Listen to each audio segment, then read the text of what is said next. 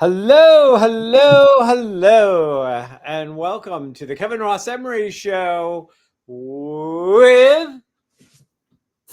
Ashley Olstein. How are you today? Well, I'm loving the weather, though. I mean, it's more like mid September than middle of August. Uh, Yeah, that's for sure. Maybe we'll get a month of that or 6 weeks of like September. So it'll just be an elongated fall. Wouldn't that be nice? yeah, I'm not mad at having it go down into the 50s at night. I mean, I leave my window open. I always sleep better with some cool air. Yeah, me You know, too. I you remember, you remember the Little River Band, Cool Change? I am a big Little River Band kind of gal. I love the old 70s, 80s soft rock. Mm, Yep. Yep. Yep. I was born in the sign of water, and I it's was here too. where I must begin. 'Cause the albatross and the white whale are my brothers. Anyways, uh, Thank you for the serenade. I love it. I always love that song. I Ah, don't. yeah.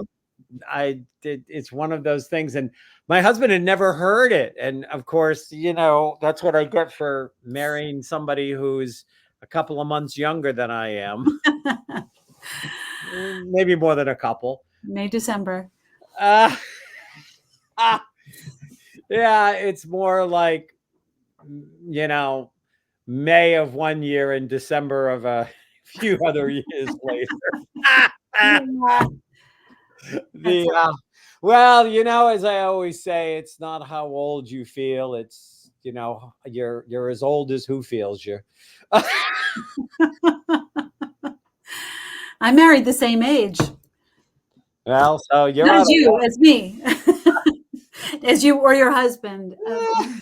Point being, no, he doesn't know Little River Band at all, even though we're the same age. He just missed that genre. I've schooled him. Your husband. I was going to say you and my husband are not the same age. No, we are not the same Your, age. I No. was, yeah, no, he missed it by a decade or Yeah. two. Anyways, moving right along. Moving on. Um, so I'm gonna I'm gonna bebop.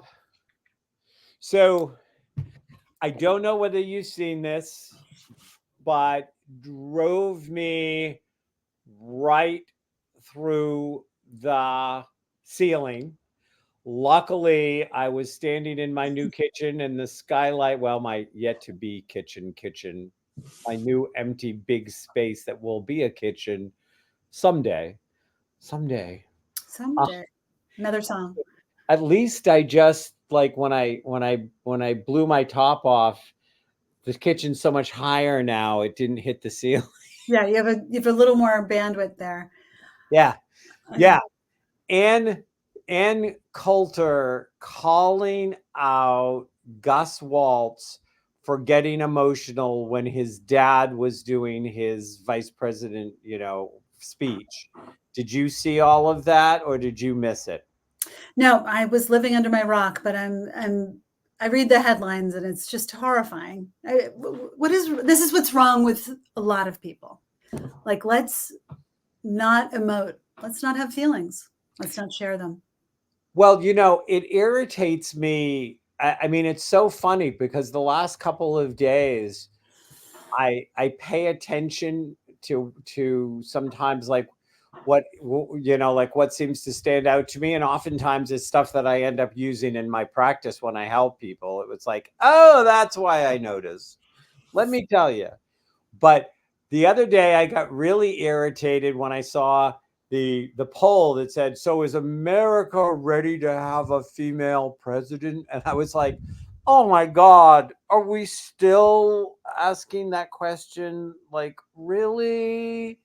And then, I mean, and the thing is everybody's going, how could, Ann Coulter, who is a childless cat lady, by the way, Uh, just want to, maybe she's not a cat lady, but she's never been married, doesn't have kids. So, Yeah, no, A plus B equals C. if so, so I mean, JD Vance wants to take away her right to vote because she has nothing in the future to hold on to because she has no children. So she has no physical connection to, the future. Um, but they're all like, when you go after, this neurodiverse kid with all of these, like he's got all of these challenges, so his emotions are just like right on this thing, and calling him a little weird that he would get emotional at his father's speech is one thing. But you don't want to know what really got me irritated was the fact that so many people inferred it was okay because he had these issues or these challenges, when that's irrelevant. Some male child gets excited and says, that's my dad up there, and tears are rolling down his face because he's on a big stage accepting the nomination, to run for vice president. There ain't he doesn't have to have anything quote unquote wrong with him to make it okay. It should just be okay. I think it is more than okay. I love it. I think that we need more of that, but really, really discouraging that that would be made shameful. Well, they tried, but unfortunately, she took the post down because she got skewered by so many people and got so much negative feedback about going away with this kid. I mean, who does have challenges, and is going to have his emotion on the sleeve. But I was just saying to somebody the other day, I think that part of the gift that spirit has given us with all of this neurodiversity among males is, that they can't hide their feelings. They can't hide their sensitivities. They're out there and they're honest and they're real. And it's almost like the ability to swallow the toxic masculinity pill has been taken away from them. Mm-hmm. I said, if there's anything that proves there's a God, it's that. Yes. Yeah. I mean, I know you don't like. I'm trying to not make this politics. I'm trying to keep it spiritual for you, Ash. I appreciate that. But yeah, I mean, I look at the gift of all of these males coming in who can't, even if they wanted to, pretend to be these toxic male jackasses that run around and go, oh, yeah. Of course, in my day, if a boy cried, you got screamed and yelled at. Men don't cry. But my father was not like that. Papa, God love him, Papa was like, have a good cry and you'll feel better afterwards. So I never was exposed from my own father to that toxic masculinity, but I had other people that tried to brand me with it. Didn't go so well. For them. For them. But that's you, and you were able to stay yourself and stay, true in your emotions despite that. And not everybody has that that ability or that wherewithal to be able to do that. So I love seeing some more emotion, especially from men. Yeah. So, like I said, I'm not going to make this political. I just think you already did. And I also wanted to comment on the fact that I think that this is a great gift to the world, having these young men. And Indeed. that's what we need to see it. Huh? I said, indeed. And if nothing else, all of that helped us to talk about it and celebrate the diverse population that's there. So emotional, not emotional, diversity. The not emotional diversity doesn't bother me if it isn't just a sign of I don't feel like I can be emotional. Yes. when it's That's a slip. I mean, where does that line get drawn though? Like, yeah, yeah, that's not even a bell curve. That's a moving target. That's just, and most likely the holder of said emotions, either being bottled up or shown, doesn't know either. Well, and this spectrum is for males and females, and others in betweens, and it's for everybody. That there are people, that there are people, on in all genders, who have less emotional capacity, less emotional, like it's just, they really are not built that way. Yep. But Yeah. when a woman is less emotional, she's called a cold many things. Cat lady. What? I said cat lady. I'm Cat kidding. lady. Yeah. But, I mean, you think about it, and, women get denigrated for having emotions, but then they get being called cold-hearted whatevers. Yeah, for not having emotions and standing up, and I was just actually talking to one of my to one of my female clients last week, and she had this military guy that was just really bullying, and I said, you just need to go, stop. Don't make me knock you to the floor and tap dance on your eyes with my stilettos. I will not be bullied.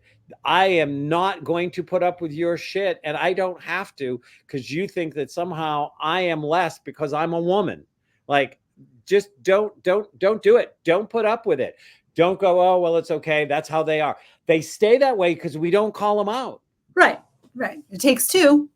Yeah. If you don't pick up the ball, no one can play. So, yep. Of course, you could pick up a bat and use it upside their head, but that's beside the point. We would never advocate for violence on this show. It could be a Nerf bat with spikes. Okay. All right, soapbox removed. Oh, you took away my soapbox. No, I'm kidding. I'm fixing my soapbox here. I'm sitting on it. There we go. Okay, so let me do a few minutes with the astrology, and then we will, we'll use our. Oh my God, I really was on a soapbox. I was like, not that far into the radio show, is it? Well, that's all right. We'll give her extra time at the end. No, she patiently waits. This is our guest we're talking about. Yeah. Are you kidding? I can see her. She's cracking up the whole time I'm talking. She's going, go, go, go. Okay. But this is what I have to say to you about this week's astrology. There's two things I want to point out. One, we just moved into Virgo, but Mercury retrograded into Leo. And of course, my natal Mercury is in Leo. Which is why people sometimes think I'm a Leo instead of a Cancer, because I have a Mercury Leo, so I can kind of do the woo. And so with that Mercury going back into Leo, we are going back into what more of the creative, more of, but remember, we have several planets that are retrograde right now. And what I want people to understand is, and I actually made sure, we have Chiron, North Node, and Chiron and North Node are not planets, but we have celestial bodies.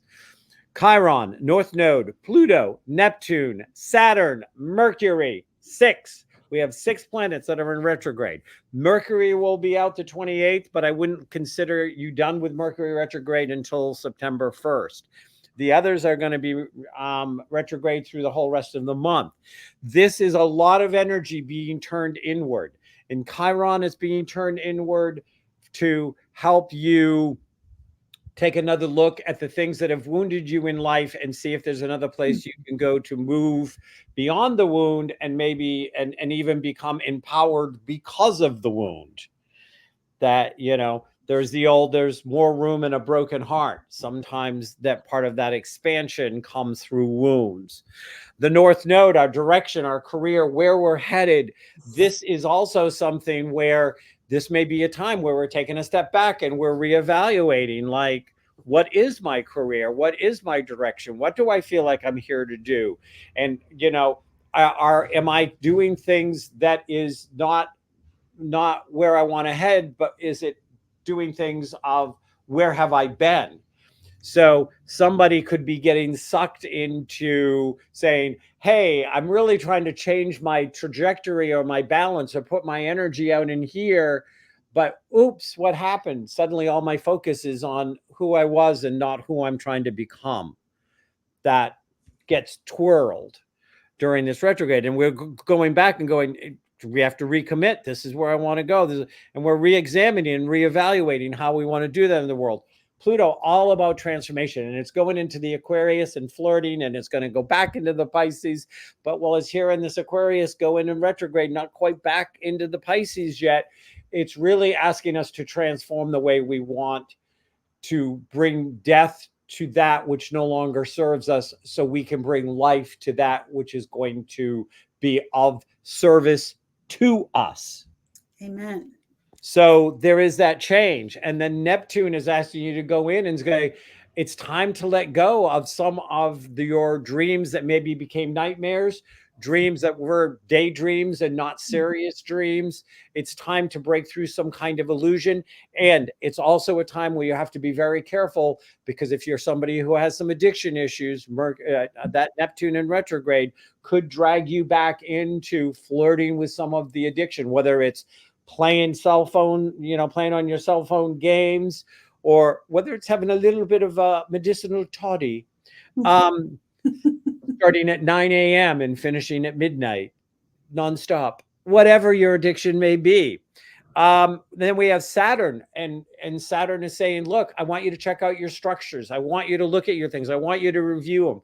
Are you really creating the structure and the foundation that you need for who you are and where you say you're going? Where is it need to be shored up? Where does it need to be reviewed? Where does it need to go? And then we've already talked about the Mercury. So there's a lot of internal questioning going on, that this is a time for retrograde, review, reset, rewatch,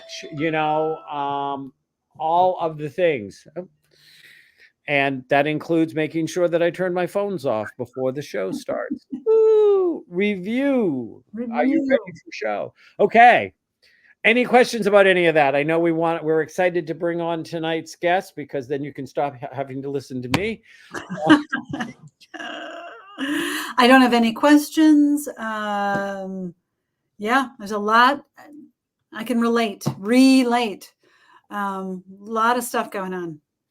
So, and now we're running a little late in the relate. Let's bring on our alpha guest. All right. Today we have, welcome, Patti Anastasia, who is a pet psychic. I'm going to read a little intro for Patti. She was born with the spiritual gifts of being a psychic medium, an animal communicator, and able to interact with the spirit world. Working to balance these skills in the physical world, Patti trained and worked as a wound care nurse, massage therapist, paramedic, Reiki Master, and then returned to her roots as a pet psychic medium. And Patti was just on our SIP on Sunday. So welcome back, Patti. Hold on. Patti, I need you to unmute. Yeah, I think you have to do it. Yep, I tried to unmute you, but there we go. No matter how hard I pulled the duct tape, it wouldn't come off. Nope, I did. I definitely muted myself on this side. I know better. Thank you, Ashley. I appreciate that. And Dr. Kevin, thanks so much, you guys, for having me on. I love the SIP, and boy, do I relate. And I love what you were talking about earlier as far as emotions and, how uncomfortable the world is with them. You know who's not uncomfortable with them? Animals. Are animals. Absolutely. Yay! Ding, ding, ding, ding, ding. Nice. And they always say, if you want to see a man get emotional, watch him with his dog. Yeah. Right?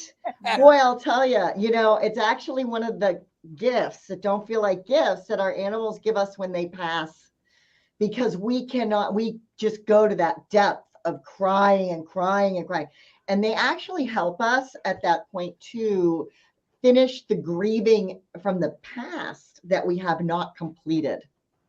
We hold on to that well because we're getting back into our life, get on with it, move ahead. People don't want us to stay in that grief and that crying for too long. However, we get stuck in the guilt. And so a lot of us just keep recycling. It's tough. Anyways, that's part of it. And that's a big part of it. I feel like is animals really can help us heal. Yeah. Well, but one of the other things is that, and this is a historically long running, especially British joke about men and their dogs, more so, though it's with any animal, about how, they'll come home and be cold and aloof to the wife and the kids, but they're all affectionate and lovey with the dogs. But, I thought about that because, it is a little bit of a stereotype, but a lot of stereotypes come because there's a layer of truth underneath, like that's how they get evolved. We just have to stay away from all as the word in the sentence. But, is the fact that because males get so trained that and so stunted in exploring their emotional side and to be emotional and to feel safe being emotional and to be laughed at or punished for being emotional, the unconditional love of the animal allows them to break through all of those barriers because they know their dog's going to love them, even if they're making baby sounds, if they're, laughing, and if they're being emotional, if they're giving them hugs, and if they're telling them, I love you. That's the old joke. If you want to hear a British man say I love you, listen to him while he's talking to his dog, because it's the only place you'll hear it. Give him a dog. What's interesting is, go ahead. But animals make it safe They do. for it to be emotional. And you're just going to flash us your book. That's the only flashing we want you to do. Well, actually, I was going to flash you a card because I picked this card as a message. Yes. And what it says is, now is time for deep emotional healing. That's the card I got when I said, tell me about this, just kind of the energy that's around what we're doing tonight. I think that's so cool. There you go. Perfect. And it's an animal card. I know, right? But yeah, I have those cards. I love those. Do you? Aren't they great? They're great. The spirit animal ones. And keep looking for my deck. I think it's over there. Beautiful cards. Flash that book again, though. Flash that book. Yeah, let's see the book. Heal with your pets. Yep. Beautiful. We heal our pets. They heal us. Together, we heal the world. That's the premise of my book. Thank you. And is this? I never met. Available on Amazon? It is available on Amazon. Absolutely. Yep. All you do is punch in heal with your pet. Actually, all you do is go to my website. It's right there. You can click the link, youranimalhealer.com. So, yep, it's available. And it was 2 years in the coming. I worked so hard on this. This book is really a webinar. Actually, it's even more than that. It's a workshop all in itself, because I have QR codes for the book and their links in the ebook to all of my programs. For example, and also different sites to show you, like, when I'm talking about vibrational frequencies and post-traumatic stress, National Library of Medicine there has like an animal study on post-traumatic stress as well as the human study. Very interesting. I have the links in here. I have a whole program in here for meditations to play for your pet, which is, great for pets that have, anxiety. Put it on before you leave, and there's all kinds of different things. All of my programs and such, resources, webinars, talking about everything that I'm showing, everything that I'm talking about. Because I'm so visual that I had to get all the other stuff done first. And then I was able to write about it. And so now that's all in the book. I call it energetic communication. Ladybug taught me that. So let's yeah. put a little period at Ladybug, because I know that you probably talked about Ladybug at the SIP, but I did not get to join, or haven't had a chance to listen to it yet either. So please share with me about Ladybug. Ooh, I'm so glad you asked. Ladybug is my rescue. And I got her in 2017. She was born in 2015. So she was about 18 months, just about that. Didn't know what day she was born. So yep, my dog. Okay. Yep, the one right here, Ladybug. Oh, okay, thank you. This one here. Yep. Now, the night before I got her, I was going to go get her. I had a dream, and I was going to name her Lovebug. And in that dream, she came to me and she said, "No, Ladybug." Oh. I'm like, huh. So I always kind of go with, could I have thought of that? No, never in a million years. So I know that came from her. So I go and I tell them her name is Ladybug. No, her name is Kate. We've been calling her. It's going to take her a little bit for you to, get that name. I call her. She comes immediately. They call her. She comes immediately to Ladybug. Totally ignores Kate. They're like, how does she know her name? And she told me her name. So that was the beginning of our relationship. Literally got her on Thursday. And then Friday, Saturday, Sunday, I was teaching a Holy Fire Reiki master class. And so she went with me to the whole class and she taught with me. She went around to everybody, did healing work on them, touched and held everybody where they were having issues. She got up on one woman in one of my classes and put a gemstone on her chest. And her friend was like, oh, and I'm like, what's what? Oh my God, did she do something wrong? She's like, she has pneumonia. I'm like, wow, really? So she does these kinds of things. She's amazing. She comes into my meditations when I do healing work with clients. I had a really sick dog that nobody could figure out why they were all of a sudden incontinent and everything else. I was talking about this on the SIP, and went into meditation. Ladybug came in.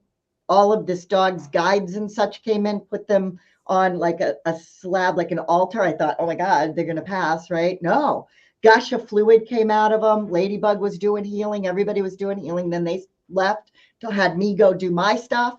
And then the woman said, oh my gosh, everything's fine. Not incontinent, walking fine, is conscious, is like, fine. And I'm like, the gush of fluid, they said, was toxins. I would have never known that. So see, they teach me these tools. And now I use that in my practice. That was chemotherapy that dog absorbed from their owner. I found out after that. She's like, oh, I wonder if it had something to do with the chemo that I just ended. That our animals take from us, our pain, our emotions, our physical stuff, so that we can get better.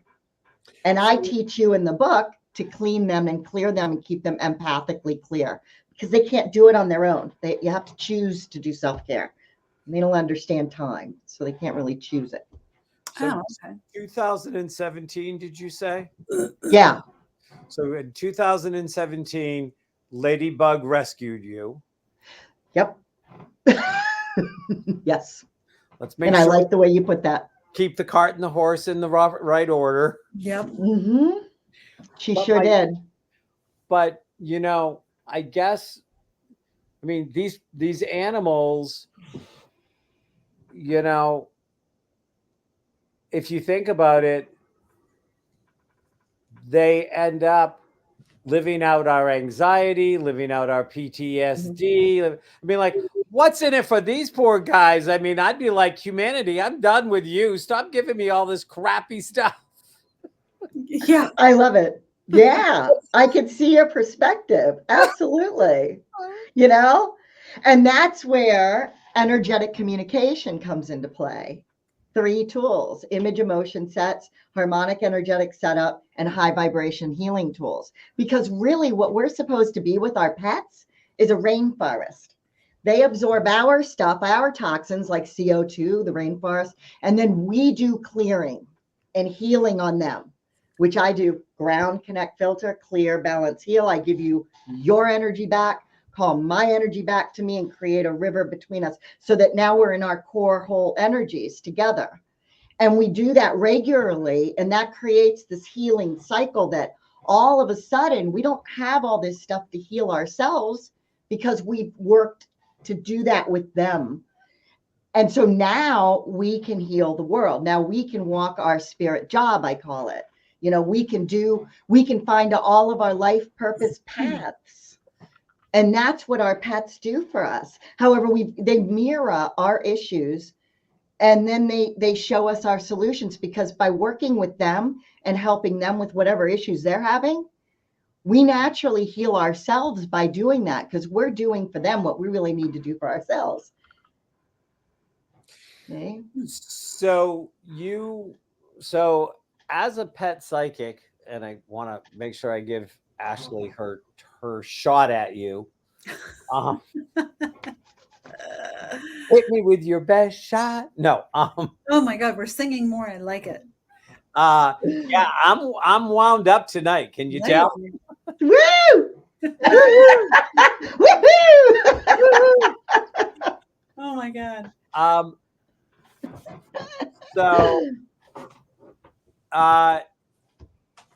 So I'm gonna ask you. So I'm gonna because I see you're a pet psychic, a medium, and an author.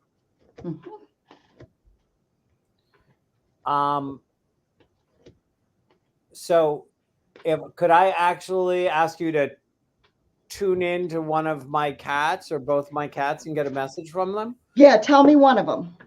Their name. Morgana. Oh, I love that. I love that. I remember you were talking about Morgana before. Hold on. Okay, so Morgana. What I do is, if I don't have a picture, when I do a reading, I'll connect earlier, do a healing, do all that, and then I pick a stone. However, I'm going to pick a stone. This is Morgana's stone. Ooh, see that geometrical shape in there? Wait, where did it go? I see it. Yeah. So, and look at that. Actually, the whole stone is geometrical. So she is dimensional. She travels the dimensions. She actually even connects with extraterrestrials, which I've never met a cat that does that. I've never met an animal that does that yet. Now I have. Morgana is a very, very, very powerful girl. She's saying something about babies. Did she have babies before? Nope. No, she likes nurturing. She likes babies. She wants more babies. She wants more of those little, I don't think they're mice. There's something that she really loves and covets. Like, I even like, it's almost like different colored fuzzy balls. Does that make sense? I'm seeing. Think about her toys. I'm not even sure it's a toy. Maybe it's an area, space that she likes to hang out in. Yeah, I mean, she likes her toys. I mean, the thing that really strikes is Morgana is the one of my two cats that if somebody is really emotional, and Ashley's been at my place, she knows both. And emotional. She will go up and put a paw on somebody's cheek if they're crying. She will comfort them. She will come and do that, where Freya more will jump on a table and find a spot that's in pain and just up on it and kind of be like, okay, I got this, go work on something else. Nice. I'm not surprised. You would draw cats to you that way. Cats are very spiritual. So Morgana is actually a dimensional being herself. She channels. So you'll see other animals that you had come through her and other people. She totally channels. So all of a sudden she'll be gone and you'll see somebody else. She'll come back, so forth and so on. So, however, she is beyond human. So she's much wiser than we are. I'm sure Freya's the same way. Yeah. Well, it's very interesting because, I've channeled extraterrestrials and I have some extraterrestrial activity going on with some of my clients right now. And it's very interesting because some of the clients that I have that have extraterrestrial activities going on, Morgana will glump right onto them. Yes. She is a healer. There's no surprise there. Yeah, she's something really special. And I'm not saying Freya's not. Let me just get a quick message from Freya. She doesn't want the jealousy because, they occasionally will get a little jealous of each other. Here's the tear. Oh, this is interesting. Yeah. So that's like that, figuring out that alpha, where she's at, because Freya is such a healer as well, in a different way. So, what's going to help them is that HESU, to keep them nice and clear between the two of them. Because that's what she's telling me with the tear. Because see, this is the stone I picked. Does that look like a tear? And oops. Yep. So that's, yeah. And so that's what I thought of first when I saw it. And so what winds up happening is, because Morgana, like you said, will wipe tears away. It's like they absorb each other's energy as well. So we got to clear with people with pets. I always say, ground to Mother Earth, connect to their higher self, filters fall around them, and then clear their energy, balance their energy, heal their energy, calling their energy back. But then specifically, Morgana, and I'm doing this for her now, Morgana release all the energy that's Freya's back to her. Freya release all the energy back to Morgana that's hers, create a river between them. And that way you keep them clean, because I think that when you see that jealousy, I think that they're too entwined, that they need a cleaning. So Well, however you do that. And they constantly clean each other. They're always cleaning each other all the time. Is there So now you do the energetic one. I'm sorry, go ahead, I'm Ashley. wondering if there's an alpha between the two, because I've met both the cats, but I've Morgana. never identified or even thought Morgana, about one for being sure. one. Okay. Yeah. I like this better, Kevin. Yeah, Morgana. I do too, because I don't feel. I know. I was like, hi. Because I talk. I wasn't sure if I was changing it for the whole audience or just me. Nope. Oh, okay. I was actually trying to. Okay, there we go. I'll stop playing with it in a minute. Really? Are you gonna? Sure. We don't believe you. I'm getting dizzy. Oh my god. Oh no. So go ahead, Ashley. What questions do you have for Ladybug? Well, if we're gonna like open up the so then I have to ask you about my dog. Yes, that's okay. Tell me their name. Tell me their name. His name is Franklin. Franklin. Okay, hold on. Oh my goodness, Franklin. He is something else, because all the gemstones are jumping out. It's hysterical. So, oh, what a lovey, such a spiritual, lovey heart. Loves to be on your heart. I see his little head on your heart, and very spiritual. There has been a wound that he's healing, a wound that's heart wound, like a very deep embedded wound from the past that, was really a post-traumatic stress trigger. So I'm thinking that, especially with everything jumping, that there's some behavioral issues, maybe a little separation anxiety there, or, something, fearful of some, wherever he's like, I actually see on walks that there's some things that he's just like, and that is where he's had some trauma in his life, and he also is helping you, Ashley, with trauma, he said. So that's that rainforest of cleaning and cleansing that last residue and cleaning that post-traumatic stress trigger, although he can still trigger. I'll send you my the meditations that I did for dogs, and that really helps. I have 2 of them,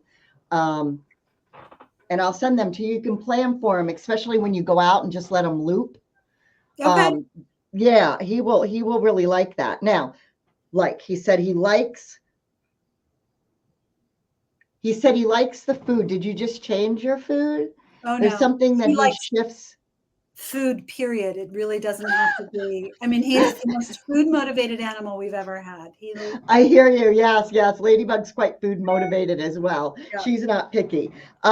So yeah, he loves his food situation. So that's good. You're satisfying that for him. That's great. Thank you. Yeah. He is.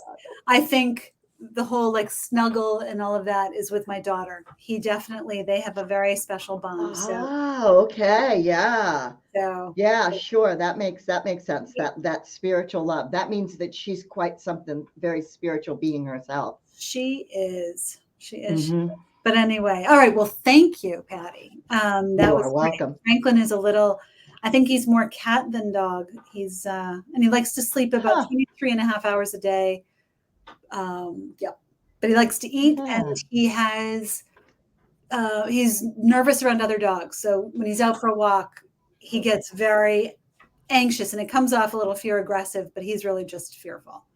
I So, hear you. Yep. yeah. Yep. That's that post-traumatic stress. Is he a rescue? He feels like a rescue to me. Well, I call him a rescue light. So his mom, I mean, but he has generational trauma. So his mom was rescued from the streets of Tennessee while she was pregnant. There were 10 puppies. So we got him at 8 weeks old. He was raised in foster care. So, rescue light. He was never on the mean streets, but his mom was while she was pregnant. So I think he has some DNA trauma in there. Yep. That's that deep wound that I'm seeing. Yep. Yep. And Yeah. Chiron's That makes in sense. retrograde, so he's wounded.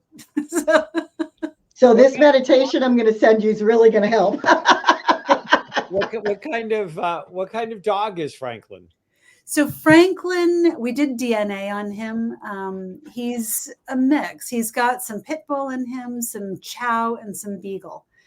He looks like a lab Rhodesian Ridgeback mix. He's weird. We have the same color hair. He's adorable. You haven't seen pictures of him, Kevin? No. All right. Well, you guys are going to have to come down and have a day. You can Ooh, have that'd be fun. some Franklin. Does he things. have the dark spots on his tongue like a chow? Does he have any chow He marks? started to on the roof of his mouth, so he's got a little bit of that, but he doesn't have. I haven't noticed them lately. But he's he's my color, so he's gold, and he has like that golden eyes and kind of that pink nose. So not a whole bunch of dark on him at all. Mm-hmm. He's really cute. He sounds handsome. Yeah, he looks like when he was younger, he looked like Mr. Potato Head, though. He had like little short legs and a long butt. Now he's kind of grown into himself, but yeah, sweet boy. Awesome. That's wonderful. But we've had, boxers before Franklin. We had 4 different boxers, and they're with me in spirit all the time. Boxers are wonderful. My boxer saved my life when I was 6. I believe it. They're more human than canine. They're amazing animals. Right? Yeah. They are. They are. The way they use their paws. Yeah. It's amazing. Yeah. And they just are so available, and they give of themselves. Really talk about, being emotionally available and having your emotions on your sleeve. A boxer is all about that. Well, what's interesting about that is vibrational frequencies. Love vibrate. It's so wonderful to bring that physics into this third dimension to kind of help to understand the spiritual aspect of things. Emotions have all vibrational frequencies. Love is 500 hertz. That's the hertz that our dogs function at. That's their resonant frequency is 500. Cats are about 495, 500. They actually fluctuate between like probably 100 in either direction, really, because they are so flowing. However, dogs are more that love. What do we say? We feel unconditional love, right? Mm-hmm. And that's 500 hertz. We are like 68 to 100 max. That's like shame. That makes sense.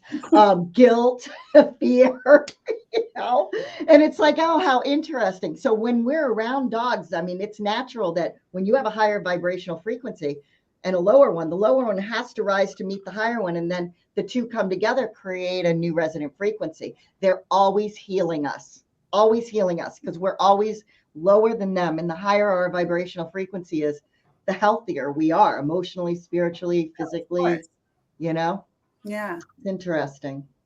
Huh. I don't know. That's great. I had another question for you. So with the energy that dogs bring, so for example, when I'm communicating with, someone's their own personal energy, a human, I tune in with their soul signature, their energetic signature. And I kind of do the same with animals as well. But I can animal communicate. I don't consider myself to be an animal communicator yet. So tell me more about how you and Ladybug are working with energy and communicating that way. I love that question. This is image emotion sets, is what I call Okay. them. It's the building blocks of a psychic language. Basically, it's what we knew when we were infants and came into this world before we had language, before we read written language, verbal language. We visualized what we wanted and we showed emotion. And the more emotion we had, the more that image projected to our parents and we got our needs met. So animals speak that way naturally. And we really do too. And a lot of people have lost that connection to the brain. However, the neural pathways can reestablish. We can totally do that.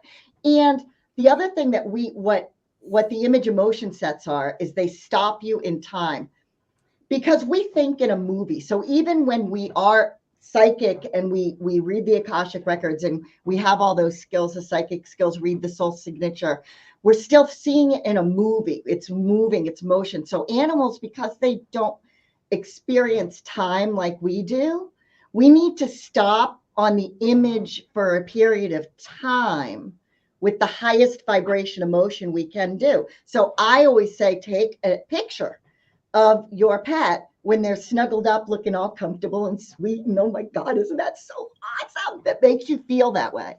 And then another one when they're confident. Man, they look so confident. They're confident in their job. They're doing a great job.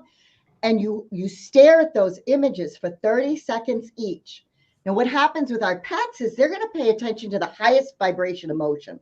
So even if we started the worry thing, oh my God, he's going to, my dog's going to, be affected by this other dog that's coming. Oh my gosh, you've got this image in your head. And you're like, that's the most intense thing. They're seeing that. They're like, oh, my alpha's afraid. I should be afraid. Mm-hmm. And it's like, no, no, no. So feel it, fine, because we can't not. We're human. We're in this low vibration. So feel it. And then go to the image, stare it on your phone or go to it in your mind of them confident and happy. And then hold that image and go to the second one because our brains can't stay on one for that long, right? So go to the other one of them snuggled up, safe, sound, wonderful. Those are your go-tos from that point forward. That's what I call those. And I help you create them in my book, your go-tos. And so now, whenever you're worried, whenever you're feeling stressed about it, or when you want them to understand something, you're teaching them something new, this is where those image emotion sets come in. We've got to stop in time long enough for them to catch up. I was doing some healing work on bats in the zoo, and they're like, this is how we see human brains. I'm like, each bat represented one of our thoughts. They're fighting over here they're snuggling, over here there's babies, over here they're doing nothing. What do you pay attention to and what in the world is the message? And that's how they feel with us because we're always in this movie. Half the time we're feeling something that we were thinking about, a half an hour ago. We're still feeling it and it doesn't have anything to do with what we're thinking. They're completely confused. So when we can slow down our thoughts and create those image emotion sets, I call them the nouns and the verbs of psychic language, and then hold on to them. Now they can understand them. Now we are in this high vibration energy, which expands of gratitude is wonderful. That's easy to feel for our pets. That's 900 hertz. Beautiful. Feel that gratitude and that love and that excitement. Now we're in that realm of high vibration. And now they have done that for us. And now all of a sudden it's expansive. We have more time, more of our life purpose healing paths are coming to us, opportunities we couldn't even imagine because spirit finally has room to drop them in. We're not like, oh my God, come on, come on, come on, come on. And that's what our animals do. They help us learn these tools if we want. That's what my book is about, is helping you learn these tools and then creating an action plan for it. And that's the image emotion set. So that's the basic building block of communication that I teach. And anybody can do this. And really, you already know it. Everybody knows it. It's just reawakening it for some. And for others, it's slowing it down and stopping it in time. Does that answer your question, Ashley? It sure does. Thank you. That was Okay. very well put. Thank you. Great. Good, good, good. So, any other questions? What is the thing that you have found in your experience is the thing that people with pets are most likely to get wrong? what they're feeling emotionally.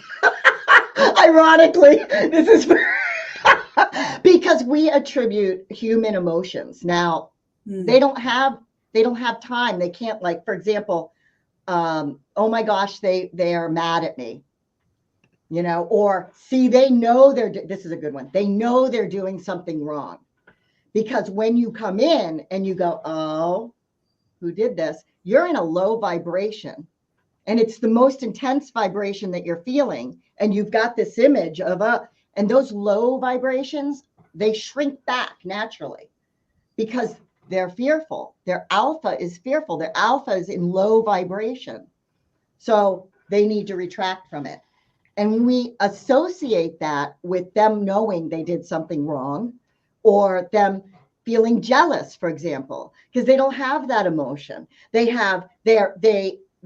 react or respond. The higher vibrations, they're going to respond to by drawing close. The lower vibrations that we're feeling, they're going to retract from. So it's like breathing, right? And that's the biggest thing, that, you know, people feel so guilty about what they've done or haven't done, especially in end of life, Kevin and Ashley. This is the hardest thing, because you just don't know, and everybody feels like they did it wrong. Why wouldn't you? You've never done it. What training do you have? Of course you're going to feel that way. And we're so hard on ourselves about that. And it is my honor in life to help people through that and to release that guilt, to let them know that, one, suffering, this is a good example of what you're talking about. Suffering for an animal is completely different, because they're not in time. So it's not like they're suffering, because to suffer, you've got to go, I've been going through this for this long, and I'm going to go through it for this long, and you've got to have time. And they don't. And they pop out of their bodies very easily. They just come back into their bodies when we're with them to say goodbye. And we mistake that for, oh my gosh, now they're having a good day. I did this too soon. Is it okay? You know, it's really hard. So the emotion aspect, attributing what you believe they're feeling, is very different than what they really are. Does that make sense? Does that answer that? So I kind of, you know, it's interesting because sometimes people before they pass will suddenly have a really good day and like be really like focused or really happy, and then boom, they're gone. And, you know, and everybody's like, oh, it's like, no. I think there's parts of us that especially if we're in a very painful or very terminal illness, or we're at a very end, I think there's part of us, and especially, you know, if we're at a place where we're in Alzheimer's or dementia or on lots of medication, I think there are parts of humans that check out and just check in to say goodbye and then leave. So I don't see it as necessarily different from that standpoint. And, you know, I was kind of listening to you and thinking the animal is kind of like, okay, I've dealt with all your crap. I've taken on all your illnesses. I've done all this stuff for you. Just let me go now. No, that's not what they're saying. See, that's all that low vibration. What they're doing is they're acting as a washing machine with us. This is what we planned before we came in. We planned to have them come at this time for this reason and leave this way. Yeah. At this time, right? And so it's not, they take a lot. My dog, one of my dogs took a lot of my GI stuff with her. And I felt a lot of guilt about that, actually, until I really understood that this is what they do. And this is like the contract that we have together. Yeah. And and they're grateful because they're all high vibration. They can't feel these. That's how to think of it. They're not able to feel these low vibration emotions because they are at 500 hertz. It's not possible for them to drop that low into how we feel, how we can ruminate in this third dimension, which is important because we have to clean this dimension. So it's really important for us to feel it. And they help us to clean it and raise it to a higher vibration, so that we can heal the world, because that's what it needs so bad, right? Well, you're just telling me we need more animals and less humans. Yeah, right. Works Yeah. for me. That's my dream. Like, yes, hello.